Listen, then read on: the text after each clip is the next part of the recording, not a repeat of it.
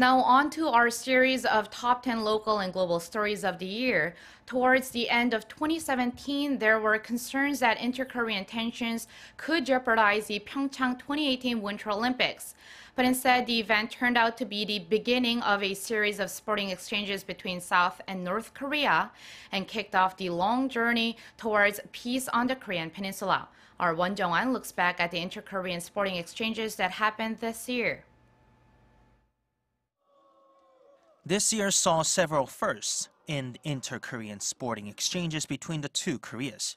And by the end of the year, inter-Korean teams were starting to become an almost regular occurrence.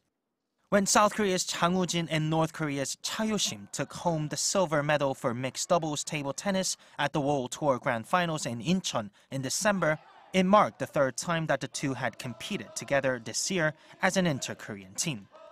They also competed together at the Austrian Open in November, and they won the Korea Open in July. The inter-Korean sporting exchanges all began right at the start of the year with the PyeongChang 2018 Winter Olympics. The global competition was a historic event for both Koreas.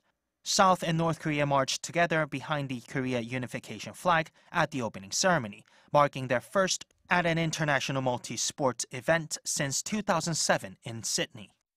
They also assembled a joint team for the first time in history at a global tournament. The combined women's ice hockey squad was hailed as an inspirational symbol of peace in front of a global audience. Building on that momentum from PyeongChang, the two Koreas competed as one at the Asian Games in Jakarta and Palembang in the summer, forming joint teams in rowing, dragon boat racing, and women's basketball.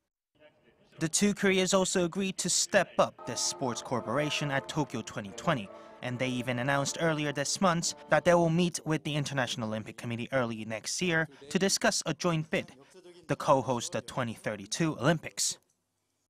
The two sides said they will travel to Switzerland next year and hold a three-way meeting with the IOC on their bid to hold the Summer Olympics in 2032, which would mean cooperation unlike anything we have seen so far. Won Jung-hwan, Arirang News.